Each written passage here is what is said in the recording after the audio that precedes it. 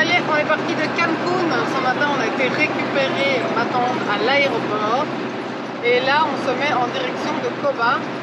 Alors la nuit à Cancun, bof, pleut. On découvre la pluie au Mexique. Et on est pressé de quitter la pluie. Mais voilà, et là, ben, on est content. On va faire découvrir un petit site Maya avant d'aller vers les Disneyland des grands sites. Nous sommes sur la route depuis 2 ans. Nous avons parcouru l'Europe et l'Asie avec nos 3 enfants. Maintenant, nous les emmenons à la découverte du continent américain. Nous, c'est les Waffles et ça, c'est nos aventures.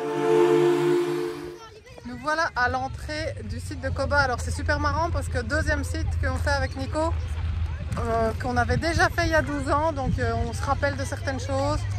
Nico se rappelle d'autres, moi de certaines d'autres, enfin voilà, chacun se rappelle de choses différentes, c'est marrant. On est sur le site de Coba et c'est super marrant parce que j'ai un des enfants qui devait aller aux toilettes. Du coup on est venu se mettre dans les bois, pas de jugement s'il vous plaît. Mais du coup on est tombé en fait sur un arbre sur lequel il y a une offrande ici en dessous. Je vais faire la vidéo en plus grand. Et en chemin on avait trouvé une belle mangue et je me demandais ce que la mangue faisait là. Et du coup j'ai compris maintenant qu'en fait la mangue avait été probablement amenée par quelqu'un qui est venu faire une offrande à la forêt. On l'avait déjà vécu d'une certaine manière quand on était allé au nord de Veracruz. Et ici encore une fois on voit les offrandes qui sont faites aux arbres en respect et en honneur aux ancêtres du lieu. Je trouve ça magnifique personnellement. On est rentré sur le site de Coba, on a commencé la visite. Mais c'est pas qu'il fait chaud, mais il fait excessivement humide, donc on transpire. Il y a un peu de monde, on va être honnête. Voilà, ben après le site est pas mal pour le moment, et les enfants courent dans tous les sens. Voilà. Pour eux c'est plus un terrain de jeu que des ruines.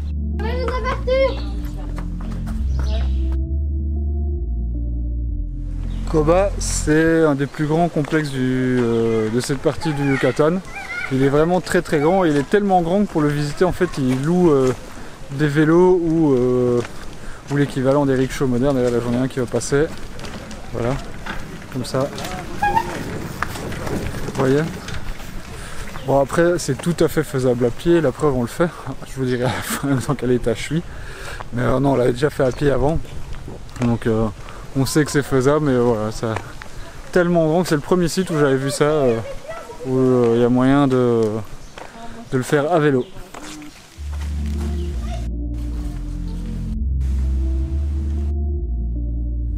Derrière moi il y a une des nombreuses stèles qu'il y a sur le site. Malheureusement en fait les stèles, il n'y a plus aucun hiéroglyphe qui sont visibles. Sur certaines ils vous mettent le plan de ce que les hiéroglyphes étaient censés représenter, mais on voit qu'elles ont été très très fort abîmées.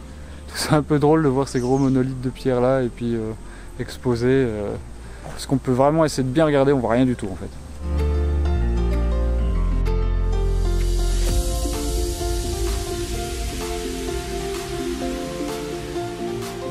Dernière pyramide du site de Coba qu'on visite. C'est vraiment une pyramide que j'aime beaucoup par sa forme et très différente, elle est très très bien conservée. Et puis alors, ce qui est très chouette aussi, c'est que c'est la pyramide où les gens s'arrêtent juste pour prendre une photo et repartent. Donc si vous voulez profiter un petit peu plus pour l'admirer, c'est généralement mieux parce que c'est plus calme. Bientôt fin de la visite, on est occupé à marcher vers la sortie. Donc tout est jouable sans vélo. Maintenant le tour dans son entier doit faire dans les entre 4 et 6 km. Ce que je peux expliquer pour ceux qui sont plus ou moins pressés ou qui n'ont pas envie de marcher, d'utiliser les services du mototaxi ou de louer un vélo. Nous on va quand même se dépêcher de rentrer parce que en fait avec la chaleur j'avoue que la marche elle est un peu lourde. C'est un peu pesant. Donc là, tant nous que les enfants, on a quand même un peu mal aux jambes. Et puis là, je sais pas si vous voyez, il y a des gouttes qui tombent, donc il va être temps de rentrer. Il s'appelle comment lui?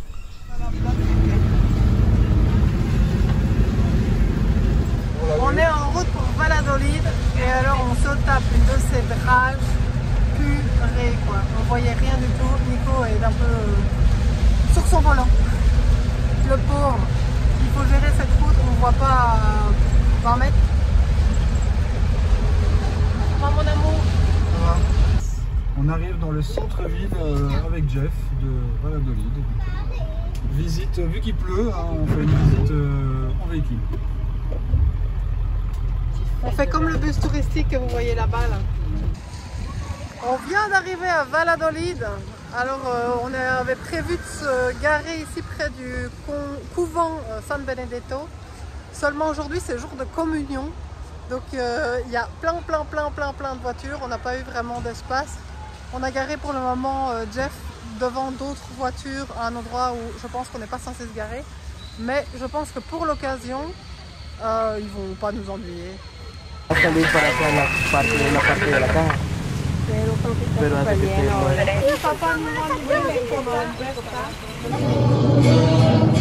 On est arrivé dans le centre de Valladolid tout à l'heure. On a eu des gros problèmes déjà pour traverser la ville parce qu'il y a beaucoup d'embouteillages et puis il pleut, c'est pas facile. Mais une fois qu'on s'est garé, en fait, on a commencé à regarder, à faire un petit tour de l'église et du couvent à côté de laquelle on était garé. Et puis en fait, il y a des policiers qui sont venus et qui nous ont demandé d'abord de nous déplacer. Donc après plusieurs discussions, on a essayé de le faire avec eux, de se déplacer. Et puis après, ils nous ont dit qu'on ne pouvait pas rester garé là. Donc on a eu beaucoup de discussions complètement inutiles avec eux pour voir si on pouvait rester ou pas garé là. Et au final, sur base d'arguments non existants, ils veulent qu'on parte. Mais on a quand même pu négocier d'aller manger. Donc on a vite été se promener dans le centre et essayer de manger un bout, puis on retournera au véhicule et on partira. Si on n'est pas bienvenu dans une ville, je pense qu'il ne faut pas rester. C'est dommage parce qu'on espérait rester 2 jours à Valladolid. C'est une petite ville sympathique, mais voilà, comme je dis, si on veut pas de nous, on part, on va découvrir plus loin ce qu'il y aura à découvrir. La visite de Mérida a terminé très court parce qu'il pleuvait beaucoup trop, donc on a mangé dans le centre, on a fait un petit tour rapide à pied. Et puis je vais être honnête, ces policiers tout à l'heure m'ont bien cassé les pieds et j'étais un peu anxieux de retrouver Jeff, voir s'il y avait d'autres policiers qui allaient m'attendre pour me mettre une amende. Au final, le parking était quasiment vide parce que les communions qui se déroulaient dans l'église là-bas étaient finies. Et on a surtout vu une place de parking un peu plus loin, donc on a déplacé Jeff pour le mettre dans un parking. Donc là, on est irréprochable, on ne peut rien nous dire, on a un emplacement où on peut être. Et on va sans doute passer la nuit ici, comme ça on va pouvoir rester une nuit sur Mérida, je disais, mais non, sur Valladolid. C'est Valladolid et pas Mérida. On fait tous des erreurs. Et donc voilà, on va pouvoir en profiter un petit peu, mais c'est le genre de situation que j'aime pas parce que je sais que j'ai pas vraiment fait quelque chose de mal, mais on tombe sur des personnes qui n'ont pas spécialement envie de nous écouter. Tout à l'heure, quand je leur parlais, ils cherchaient un peu toutes les excuses, même quand je leur montrais qu'ils se trompaient. Donc au final, voilà, là j'aime mieux, on est garé, on est à côté, toujours à côté de l'église, mais de l'autre côté sur un parking réglementaire, bien mis, on ne gêne personne. Voilà, donc on espère que ce sera mieux et qu'on ne va plus avoir de problème. Là je vais faire quelques petits travaux de réparation parce qu'avec la pluie, on peut voir les petites infiltrations et ce genre de choses qu'il y a. Et j'espère qu'on va pouvoir se promener encore dans Valladolid, enfin je le dis bien, et profiter un petit peu.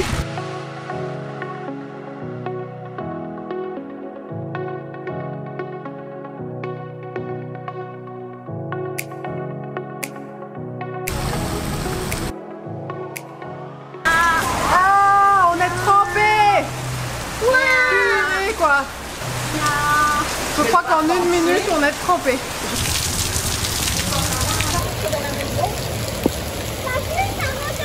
On avait oublié ce que c'était que d'être trempé dans un camping-car. Je pense que ça fait plus d'1 an que ça nous était plus arrivé.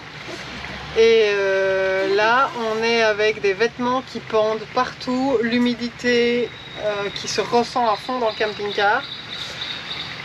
Et eh ben c'est pas cool, franchement, finalement on préférait les 40 degrés. Voilà. Je vous montre la pluie dehors.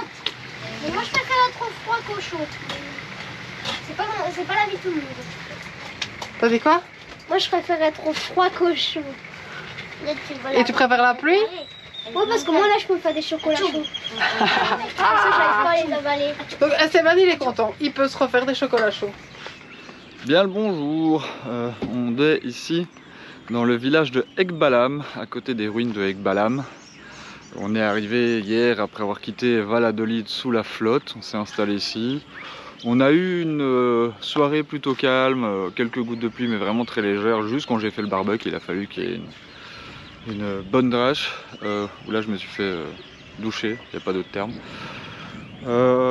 Aujourd'hui on va aller visiter le site de Ekbalam, voilà, comme ça vous le savez. Mais ce que je voulais vous raconter, c'est hier quand on a quitté Valladolid, j'ai eu la courroie qui a commencé à faire du bruit, on a des infiltrations d'eau avec la pluie, enfin ça commence à faire un petit peu beaucoup, et à savoir qu'il y a le torque converteur qu'il faut changer, donc on est occupé à réfléchir. Et une fois que la tente d'Anaïs sera partie, si on va mettre Jeff dans un garage ou pas, et voir ce qu'on va faire, parce que là c'est un peu déprimant, et alors surtout cette météo qui s'annonce assez horrible et qui sera encore assez horrible pour les prochaines semaines, voire mois à venir. Donc du coup il faut vraiment qu'on prenne une décision. Les infiltrations qu'on a sont pas trop graves jusqu'à présent, celles qu'on a détectées hein, bien sûr, mais voilà, il faudrait aussi résoudre ce problème là, et c'est très compliqué à résoudre quand il pleut tout le temps. Voilà, on a quitté notre terrain de baseball sur lequel on s'était installé. La courroie cuine encore un petit peu, alors je sais pas si c'est la courroie ou la poulie, je pense qu'on va vraiment faire inspecter ça. Ce serait trop bête d'avoir des problèmes là-dessus, mais on va attendre le départ de la tente d'Anaïs pour se poser vraiment dans un garage comme je l'ai dit à Cancun.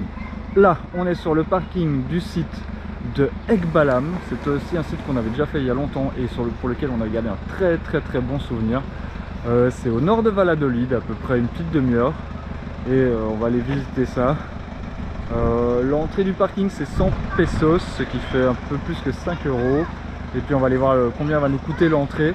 Le problème c'est que tous ces sites comme Uxmal, Coba qu'on a fait, ce sont des sites assez onéreux comparés à ceux qu'on a fait sur la route à Puc.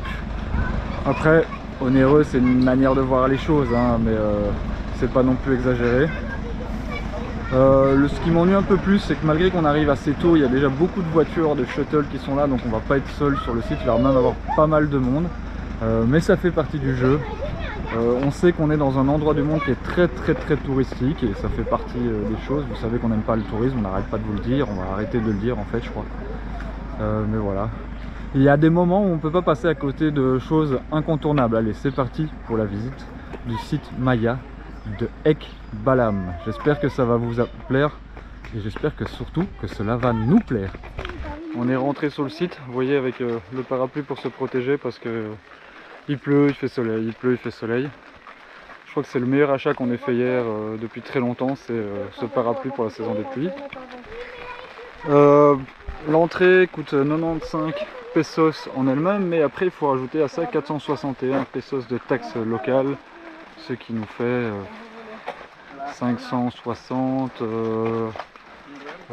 donc on n'est pas loin de 30 € l'entrée en fait. C'est un peu dommage que cette taxe elle soit aussi élevée. J'imagine qu'elle a un fondement, mais alors en plus c'est marrant parce que vous devez payer à un guichet l'entrée, à un guichet la taxe, et puis vous rentrez sur le site, vous faites contrôler votre billet de l'entrée, puis le billet de la taxe, enfin voilà. Maintenant on va découvrir cela. On peut monter sur celle-là. Oh cet arbre là. Quoi cet arbre? Il est magique. Le Yucatan c'est plein d'arbres comme ça, mais énergétiquement ils sont vraiment très forts. Ces arbres ce sont des ceiba et ils sont vraiment gigantesques, c'est magnifique. Cette époque des pluies c'est complètement fou parce que n'y a aucune règle. Il y a 10 minutes il fait beau avec du soleil, t'as chaud. Là c'est des grosses gouttes d'un coup. Voilà, ça va dans tous les sens. C'est impossible à planifier aussi. La météo locale elle donne aucune info précise et valable. Donc il faut simplement s'adapter. Et s'adapter c'est le parapluie, et puis s'arrêter parfois. Hier on est resté je crois une vingtaine de minutes sous le garage, enfin abrité dans le garage chez des gens quand on était dans Valladolid parce que tout d'un coup la pluie est tombée. Voilà. Et vous allez voir, hein, dans 5 minutes c'est fini. Hein. Alors on va redescendre de la pyramide, faire attention parce que ça glisse.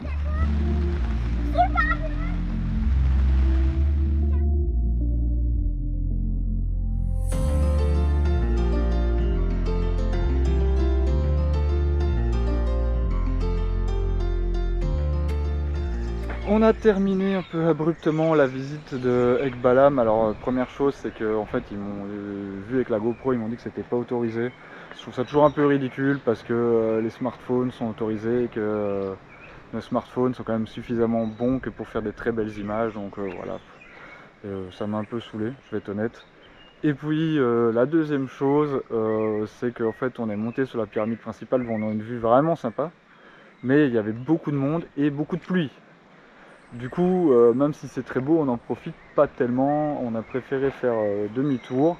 Et en fait, à l'entrée du site de Ekbalam, on nous avait proposé de faire la visite du cénote qui est ici. Et en fait, on avait refusé. Ah, ça y est, je vais me reprendre une douche. Regardez. Non, c'est juste un coup de vent avec un peu de pluie. Ils nous avaient proposé donc de faire la visite du cénote ici. Et on était censé en faire du côté de Valladolid, mais Valladolid, ils demandaient un prix complètement pété pour faire 2 cénotes. En plus avec gilet de sauvetage obligatoire, donc les enfants n'avaient pas envie de ça parce que bah, eux, ils aiment bien nager.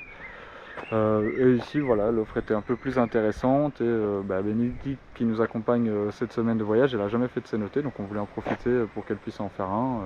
Et puis nous, en fait, on s'est dit que plutôt que de rester dans le véhicule toute la journée parce qu'il fait dégueu, ou d'essayer à chaque fois de sortir quand il y a un petit bout de soleil comme maintenant là, et au final chaque fois on sort, eh ben, on se fait rattraper par la pluie, du coup on n'apprécie pas tellement. Là cette fois-ci, en fait on va passer la journée dans l'eau, c'est beaucoup plus simple, beaucoup plus agréable. On a un peu l'impression de se retrouver en Suède ou en Norvège quand il n'arrêtait pas de pleuvoir. On a été obligé de pendre le linge à l'intérieur parce qu'en fait il pleut tellement que nos vêtements sont tout le temps trempés et on n'arrive pas à les sécher. Là on va profiter d'être dans le cénote pour que ça sèche. On a mis les ventilateurs à fond, on a ouvert quelques petites fenêtres et on espère que ça va aider quoi.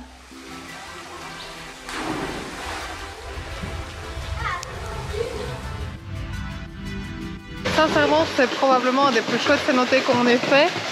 Et le fait qu'on soit seul dans le cénote, c'est vraiment trop cool. On va aller tester le resto à côté du cénote, voir ce que ça vaut. On a été voir les prix, c'est un micro-poil plus cher qu'ailleurs. Mais non, si c'est bon, ça vaudra pas la différence de kilomètres. Et puis on y est, on a faim en fait. L'eau ça creuse. Et alors ce que je vous ai pas dit, c'est qu'il y a ces magnifiques oiseaux dans ce cénote. Le cénote pour les oiseaux ça vaut vraiment la peine. C'est des oiseaux qu'on a chassés vraiment, qu'on a essayé de voir pendant plusieurs jours et qui à chaque fois qu'on s'approchait s'enfuyaient. Et ici ils ont l'habitude apparemment et donc du coup il y en a plein. Ce sont des oiseaux relo, donc horloge ou montre. Enfin horloge parce que c'est le métronome de l'horloge, leur queue est plus longue comme ça. Elle fait ça, c'est pour ça qu'ils ont ce nom là. Et ils sont vraiment magnifiques, ils sont bleus. Je vais essayer de vous mettre une image qu'on a pu prendre pour que vous puissiez admirer ça. On est toujours au cénote, on a de la chance parce que le soleil est sorti et cet endroit en fait sous le soleil est vraiment paradisiaque. Et du coup, eh bien, on a la chance que ma tante nous ait offert la nuit ici. On va avoir la soirée pour nous, ça veut dire que on peut aller se baigner dans le cénote si on veut, après 5 h, une fois que tous les gens sont partis, et même demain matin. Et donc c'est vraiment très très chouette, parce que c'est vraiment un lieu paisible, et il y a plein d'oiseaux, donc j'ai été chercher l'appareil photo et je vais m'amuser un peu.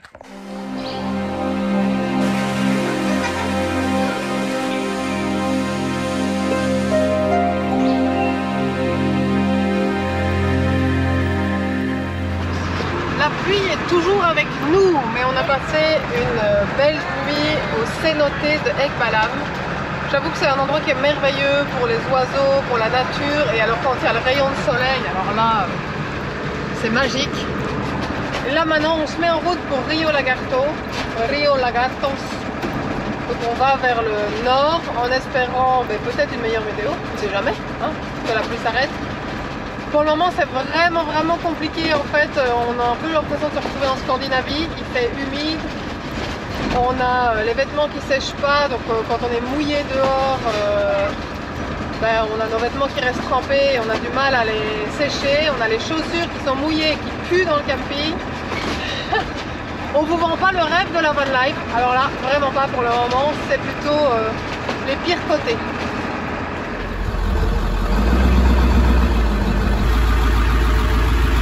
Il y en a que la pluie ne dérange pas. On vient d'arriver à Rio Lagartos, la route s'est passée sans encombre notable à dire, je vais essayer de me mettre à l'abri du vent. Et on avait pointé un parking pour venir se poser Et en fait, en arrivant sur le parking, il y a un monsieur qui est venu, qui nous a proposé de se mettre derrière son restaurant, plus proche de l'eau. Donc on est garé juste là, comme ça, proche de l'eau, et il nous accueille vraiment tout sympathiquement. Il nous a rien demandé comme argent. En gros, il nous a dit, bah, vous serez mieux là, il y a moins de moustiques, il y a plus de vent, ça va être mieux pour vous. Au cas où vous avez envie, je fais des tours, mais ne pas insister plus que ça fait vraiment plaisir en fait. Et nous, le spot, il est parfait, c'est vue sur mer. Vraiment bien. Bon, après l'avenir nous dira si c'est vraiment bien, mais en tout cas là maintenant qu'on est posé, on est un peu emballé par l'idée.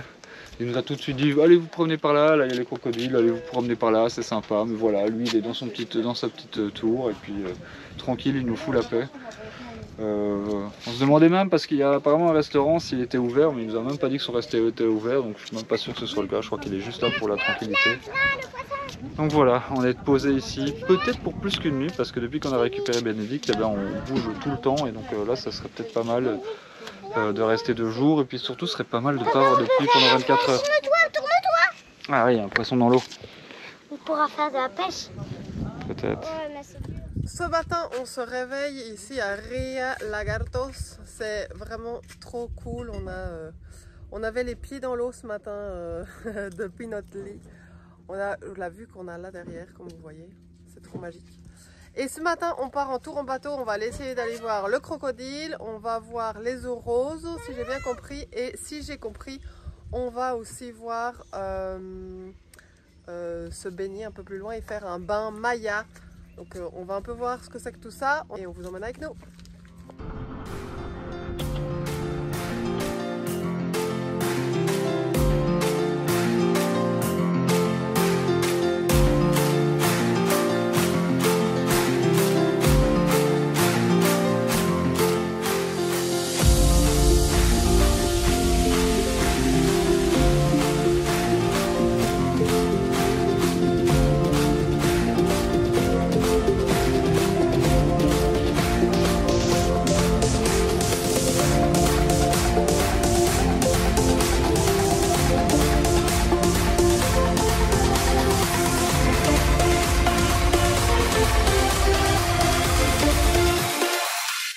Ce matin, on est au garage parce que Jeff en fait a du mal à passer de la 2e à la 3e. Les suspensions avant, il y en a une qui était, enfin le ressort de suspension était cassé,